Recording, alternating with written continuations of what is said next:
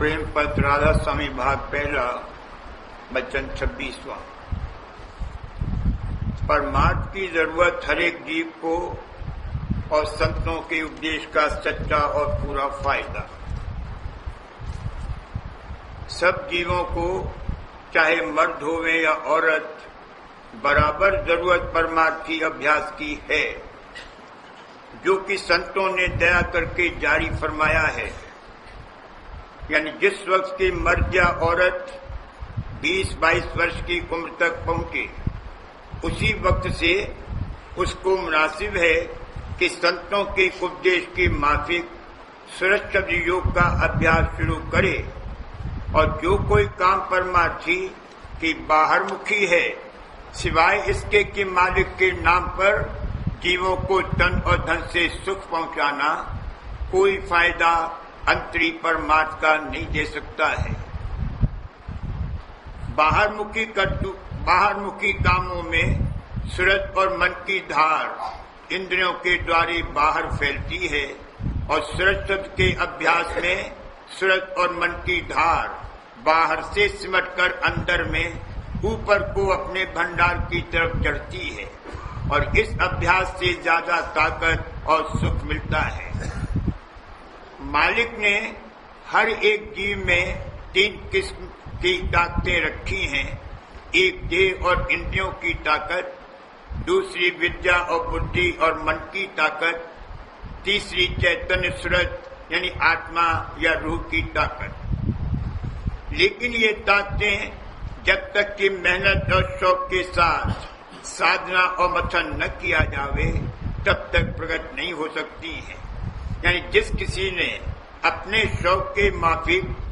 जिस कुव्वत के जगाने और उसके काम की तरफ तवज्जो सीखने की करी, उसने उसी काम को उसके सिखाने वाले यानी उस्ताद से मिलकर और मेहनत करके सीख लिया, और आहिस्ता आहिस्ता उसमें शामिल हो गया और उसका फल पाया। पहली ताकत देह और इंद्रियों का साधन। ये बोझ उठाने और हल जोतने से लगाकर उम्दा तस्वीर खींचना और लिखना और गाना और बजाना और किस्म किस्म की चीजें कारीगरी के साथ बनाना और तरह तरह के तमाशे और चालाकी दिखलाना, जैसे नाचने वाले और नट वगैरह दिखलाते हैं। इन सब कामों का नफा या मजदूरी ज्यादा से ज्यादा है, यानी सैकड़ों रुपए महीना पैदा कर सकते हैं, मगर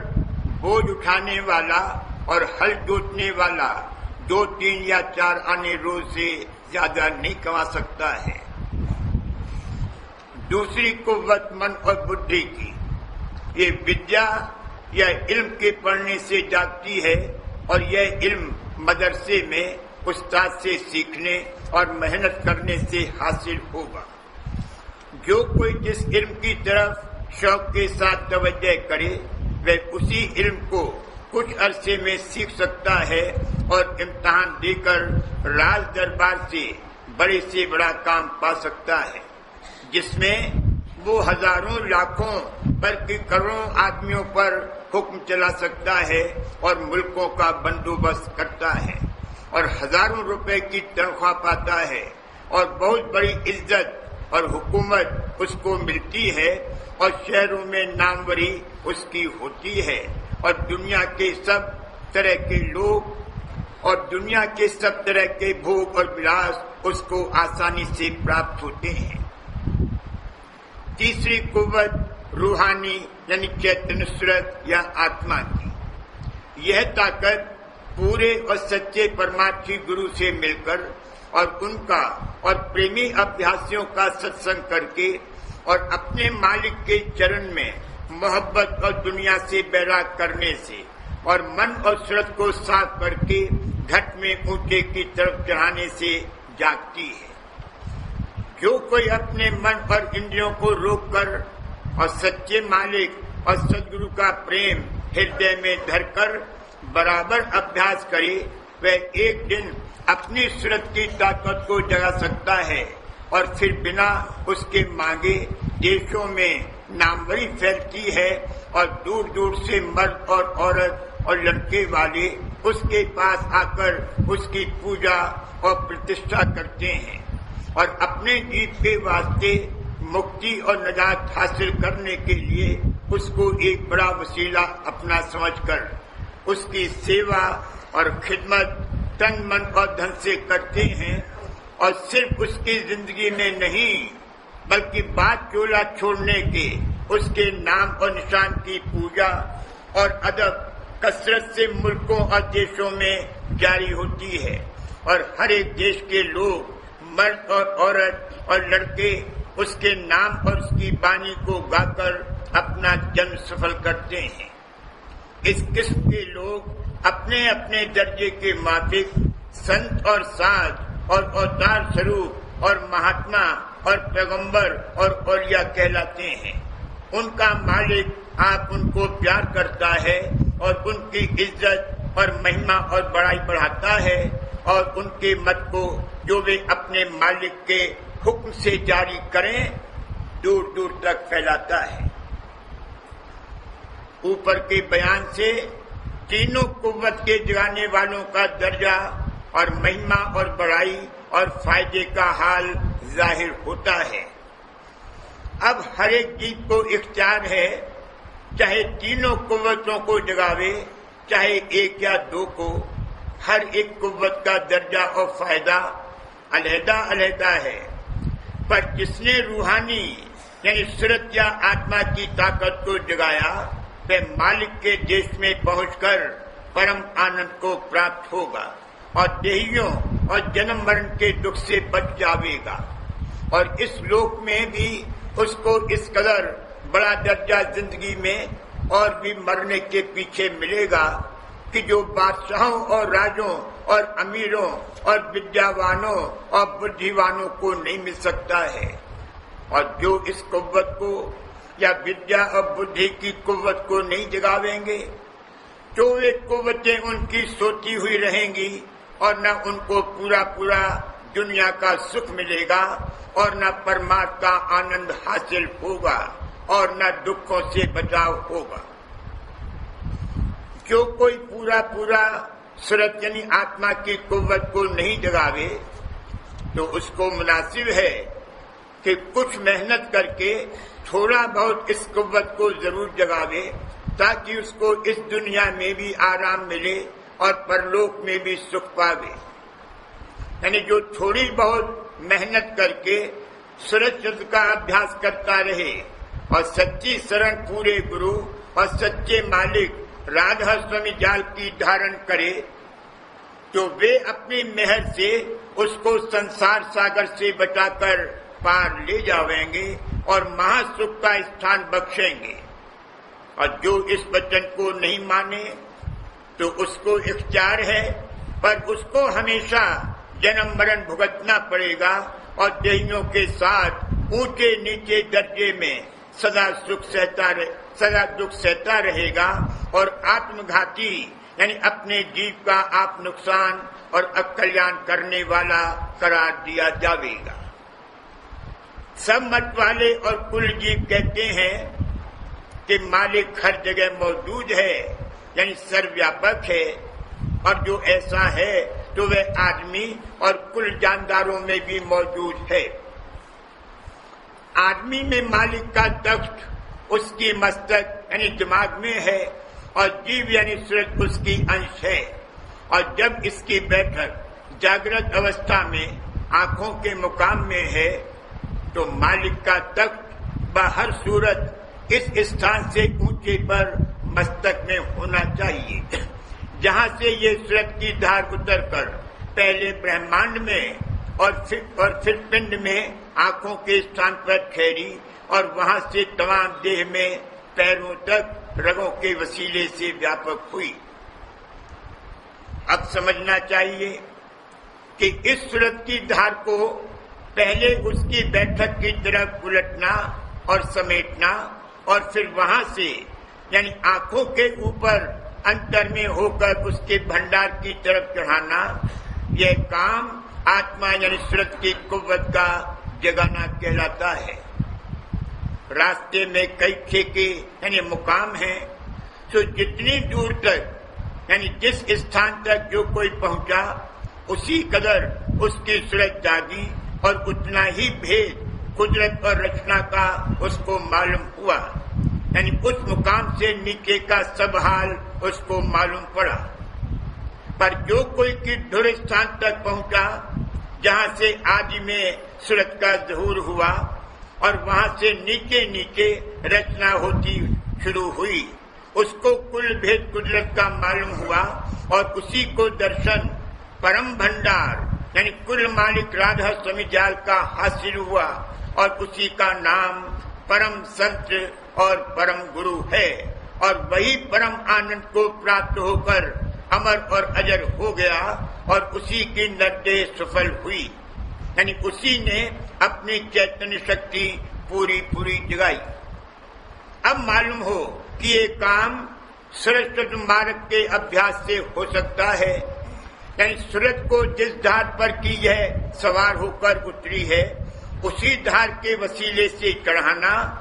और वही धार ज्ञान और अमृत और रूप और शब्द की धार है, क्योंकि जहाँ धार रवा है वही आवाज भी संग है। उस आवाज का जैसे जैसे कि हर एक स्थान से प्रकट हुई भेदी से भेद लेकर और उसी आवाज की डोरी को पकड़कर यानी सूरत से तवज्जो के साथ उस आवाज को सुनते हुए ऊपर को यानी उसके भंडार की तरफ चलना सूरत योग का अभ्यास कहलाता है और यह सिर्फ संत मत में जारी है, यानी उसका मुफस्सिल भेद आजकल राधा स्वामी मत में मिल सकता है और किसी मत में भेद और चलने की जुगत का जिक्र भी नहीं है। सिर्फ इशारे में इस कदर महिमा शब्द की लिखी है कि आदि में शब्द प्रकट हुआ और शब्द ही करता है और शब्द ही मालिक का स्वरूप है। पर इसका भेद कि किस तरह पर शब्द से रचना हुई और कैसे शब्द मालिक का स्वरूप है और किस तरह उसकी डोरी पकड़ के आदि यानी धुर स्थान तक जहां से उसका अव्वल ज़हूर हुआ पहुंचना हो सकता है और वो धुर स्थान कहाँ है कुछ नहीं लिखा है और न कोई मतवाला इस भेद का जानकार है। इस सबब से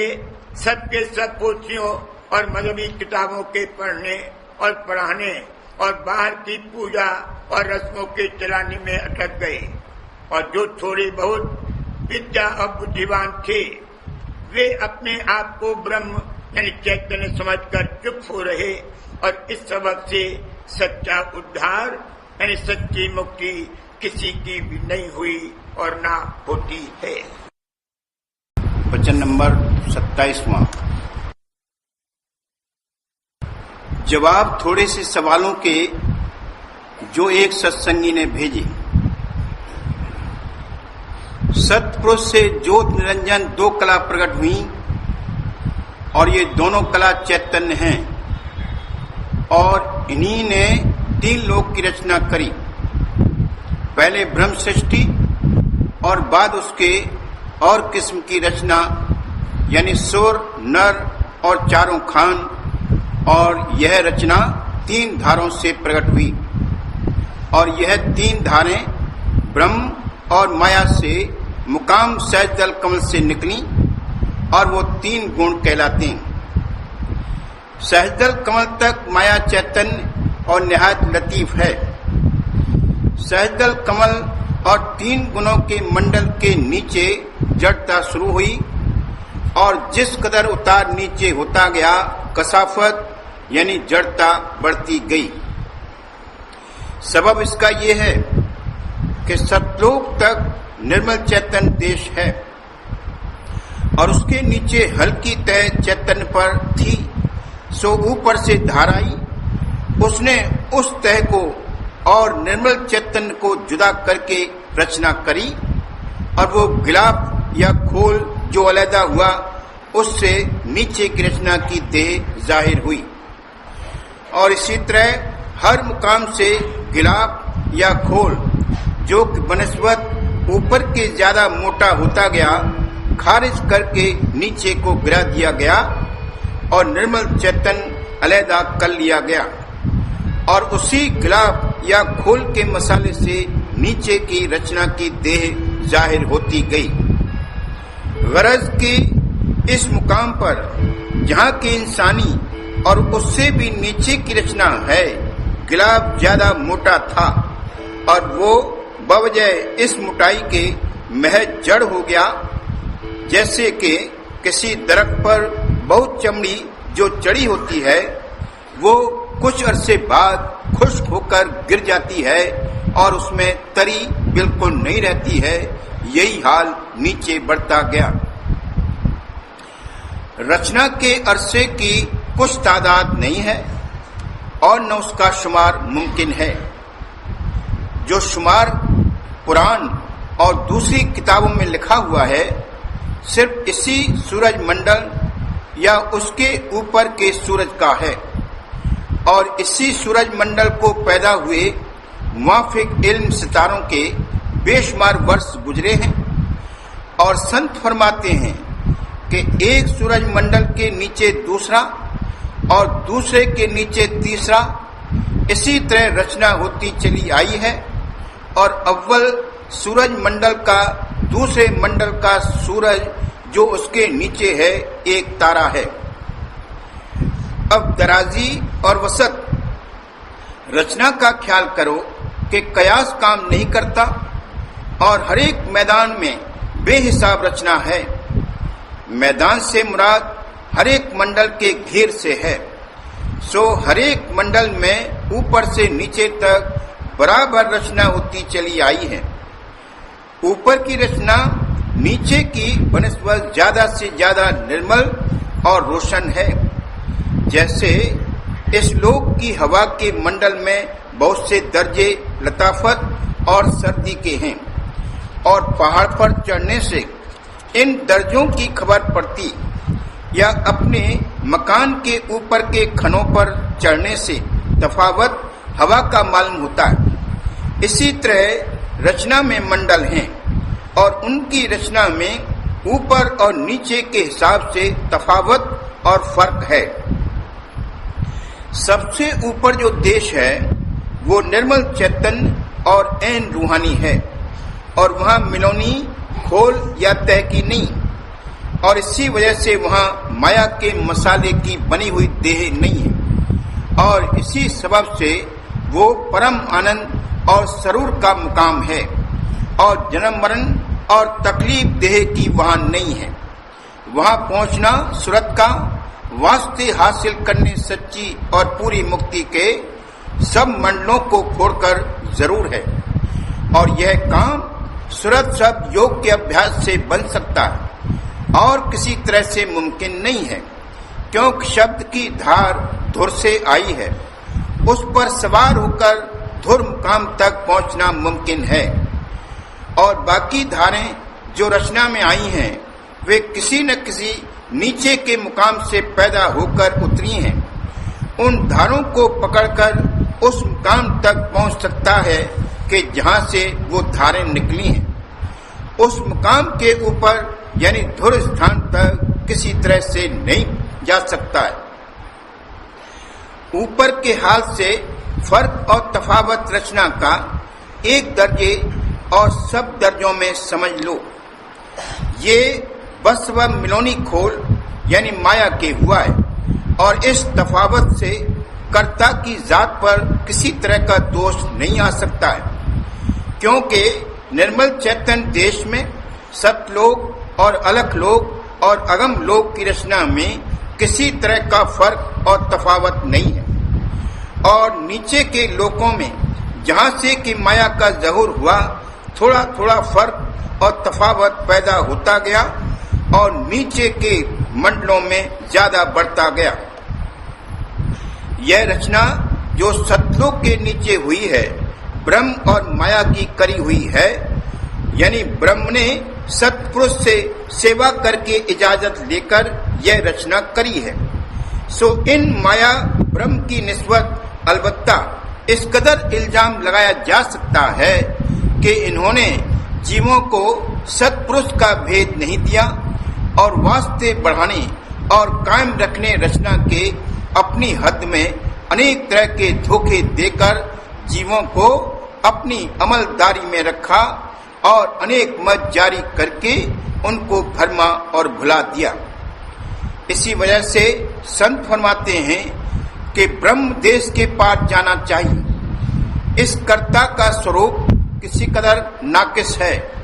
यानी बस वह संगत माया के सफाई कामिल इसमें नहीं। इसी सबब से इसकी रचना में भी कसर है। इस 3 लोक की रचना की उम्र है, यानी हद मुकर्रर है, जैसे कि आदमी की उम्र है। यह सदा एक रस नहीं रहेगी। इसी वजह से संत कहते हैं कि इस देश में जन्म मरण से बचाव नहीं होगा। इस वास्ते जरूर है कि ब्रह्म देश के पार जाना चाहिए।